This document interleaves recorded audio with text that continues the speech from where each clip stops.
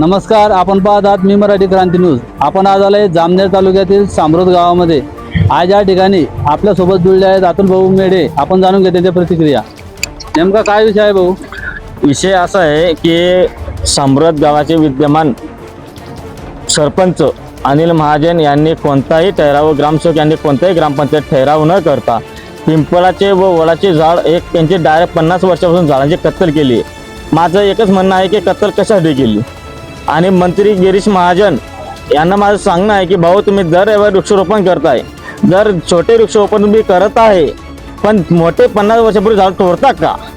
जर भाऊ यांच्यावर जर रीतसर कारवाई नाही झाली किंवा यांना निलंबित लवकर नाही करण्यात आलं तर 6 ऑगस्टला विराट मोर्चा हा पंचायत समितीवर भडकणार आहे आणि 10 ऑगस्टला अमर उपोषण करण्यात येणार आहे. भाऊ किती झाडांची कत्तल झालेली आहे? एकूण 3 झाडांची कत्तल झालेली आहे. कुठं कुठं झाली? एक मुंजोबाचा वटा, त्या ठिकाणी 10 लोक त्या ठिकाणी आराम करायचे आणि ह्या बस स्टँडवरून रोजचे 1000 लोक ये जा करतात आणि ह्या झाडाखाली लोकांना बसचा वेळ न होता, बस वेळेवर येत नव्हती, बस वेळेवर येत नसल्यामुळे लोक उन्हाच्या पायरी झाडाखाली बसायचे, हे करायचे ते करायचे. आणि सरपंच आले, कोणाला विचार न करता सरपंचाने डायरेक्ट खालून कत्तल केलेली. प्रश्न घ्या. आपण कुठं कुठं तक्रार केली मग आता याच्याबद्दल? आम्ही फॉरेस्ट अधिकारी यांना तक्रार केली, गट विकास अधिकारी यांना तक्रार केली, शिवे मॅडमना कॉल केलेला आहे. पण माझं एकच म्हणणं आहे की फॉरेस्टला तक्रार करून सुद्धा अजून 24 घंटे झाले, अजून कोणती कारवाई नाही. कोणी या ठिकाणी चौकशीसाठी आलं होतं का? चौकशीला पंचनामा होऊन गेला. पंचनामा ज्या दिवशी कत्तल झाली झाडांची त्या दिवशी पंचनामा झाला, पण अद्याप कोणतीही कारवाई नाही. मला असं वाटतंय की बा विद्यमान मंत्री गिरीश भाऊ यांचे हे कार्यकर्ते असल्यामुळे गिरीश भाऊ यांना पाठीशी घालत आहेत का, याकडे थोडं हे वाटतंय. थोडंसं आपल्या मागण्या काय आहेत मग आता? आपल्या मान्य एकच आहे की अनिल महाजन यांच्यावर कायदेशीर कारवाई करण्यात यावी, त्यांच्यावर तात्काळ फॉरेस्ट खात्याने गुन्हा दाखल करण्यात यावा व त्यांना तात्काळ निलंबित करण्यात यावं.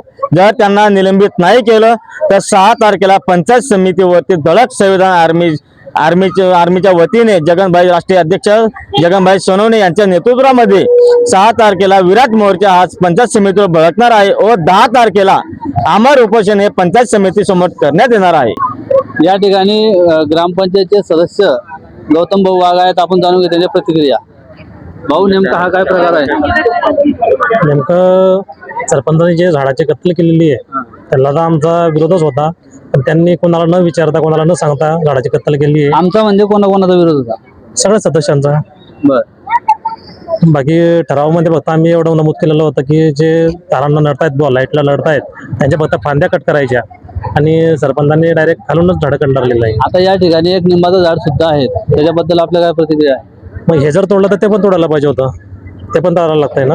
ते का नाही तोडलं? काय काय विषय असले? आता हे सरपंचाचं समजायला पाहिजे त्यांच्या मनामध्ये काय काय नाही. एकूण 3 झाडांची कत्तल या ठिकाणी झालेली आहे. याबद्दल आपलं काय मत आहे? म्हणजे काय व्हायला पाहिजे, काय कारवाई व्हायला पाहिजे?